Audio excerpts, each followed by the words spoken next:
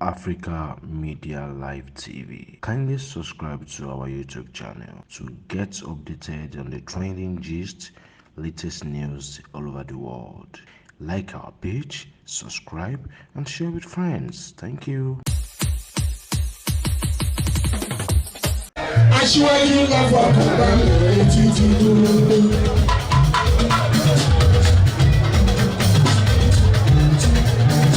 Àkànbí àmọ́lẹ́bọ̀ ọ̀dẹ́ o, ọjọ́ ìjẹ́ kí ikú bámúbámú ládúró.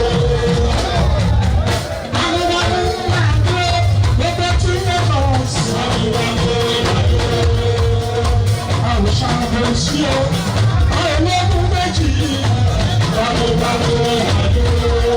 Tẹ̀lé àṣíwájú, àwọn òṣàbẹ̀wò sí o, àwọn òṣèlú méjì.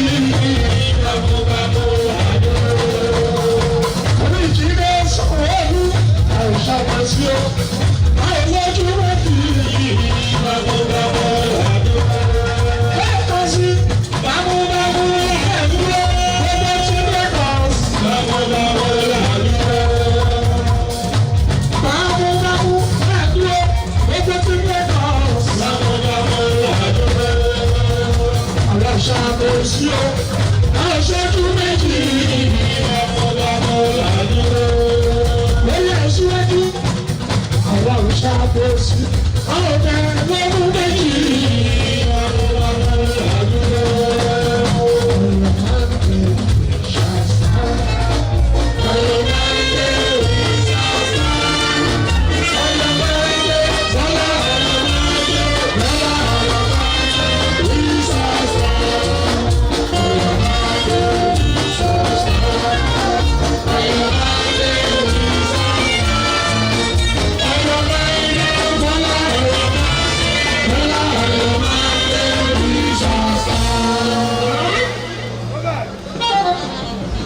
Àkànbí adé ọmọ lóògbé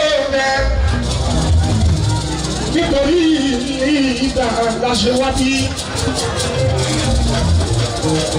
Gbogbo tí mi lọ sàkó orí rẹ̀ ọ̀gá wa.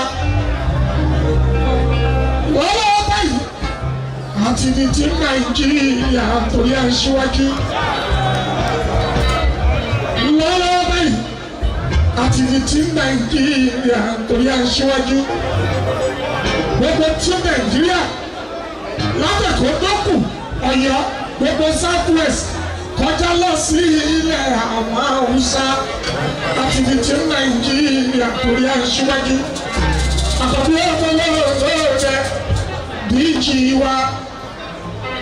Anthony mo kí ẹ kí ní ọ̀pọ̀ ìdí ìṣúná. Kí Lagos Party ṣe kẹ́kọ̀ọ́ ṣe o, la máa tún Nàìjíríà ṣe dájú. Bàbá ló mú méjì, ìwájú lójú kún gbé, Àkànbí àgbé mi ọ̀gá wa. Àkànbí.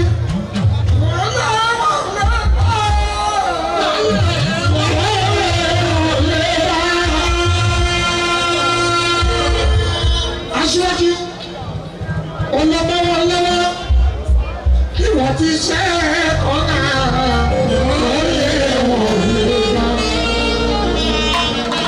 Aṣọ àlà lè bá máa ń wọ̀, ẹni bá lórúkọ kó ṣe rẹ̀ gan.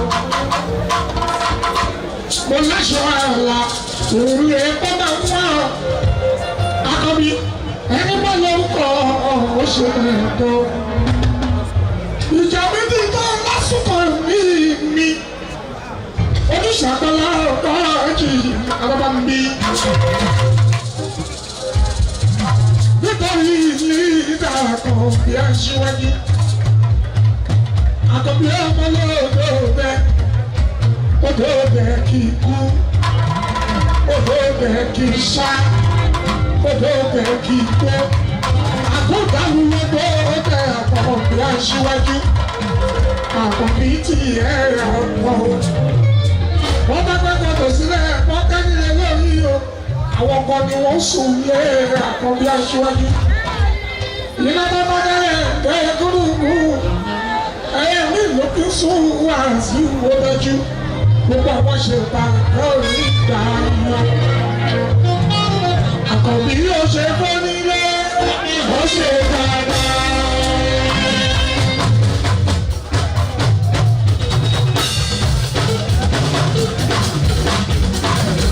Aṣíwájú ó ṣe fún nílé, ó ṣe dáadáa.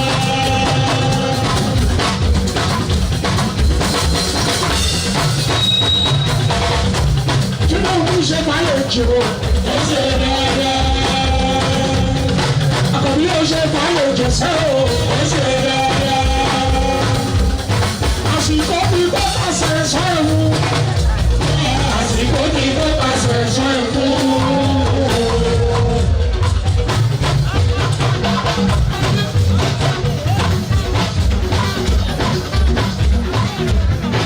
Àsìkò tí kò pàṣẹ sọ ẹ̀wù.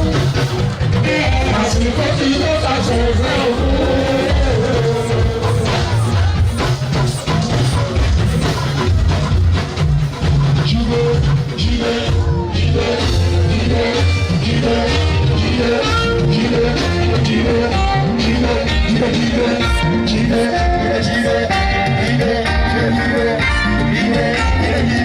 Ilé lọ́wọ́ ẹ̀ ló wà ọmọ sọ̀rọ̀.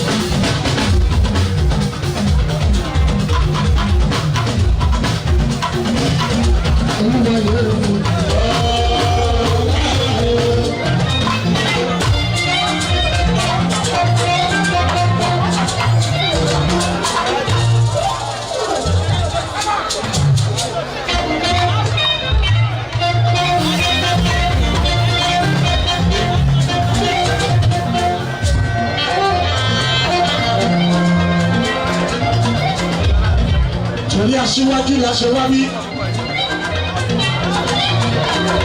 Ẹ̀lú jí pé BOS la ṣe wá bí. Àsìkò ìṣèlú náà ti bẹ̀rẹ̀ alábá bí. Wọ́n lọ́tọ̀ tó ní tó wù ọ̀tọ̀. Mo ṣe mú ẹ̀fọ́ lọ́tọ̀ àìlè àgbẹ̀. Mo ti sọ lẹ́kọ̀ọ́ ní Lagos tẹ́lẹ̀ òní la fi lọ́lẹ̀ lọ́dún tí Nàìjíríà torí aṣíwájú.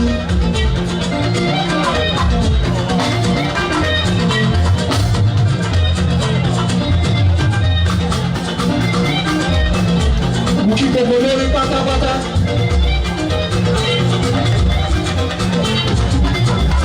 Olúwayé lọ́dún ní ìfọ̀ṣù gbogbo lórí mọ́kí. Ìgbàwá ìjọ yìí.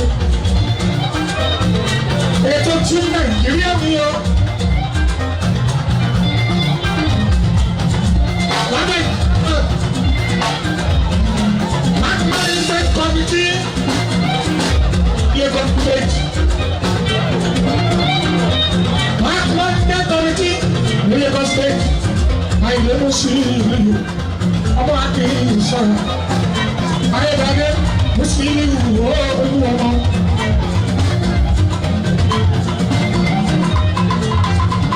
Ẹ̀sọ́ fẹ́rú lókè mọ́ra ẹ̀yẹ́rú.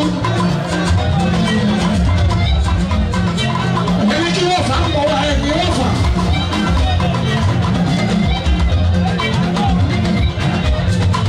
Ẹni ká wọ́n rẹ̀ mí. Kọ́mọ̀ kọ́ látàtọ̀ ní tó wọ́n fọ̀. ti dúró lọ́tọ̀tún òun ayé ní ìbùjì araba ti ní ẹ má fọwọ́ wọ́wọ́ Musiliu Ayinde bẹ́ẹ̀ yọ má fọwọ́ wọ́wọ́ iṣẹ́ ní ìlú kọ́pá Ayinde Musiliu mi o.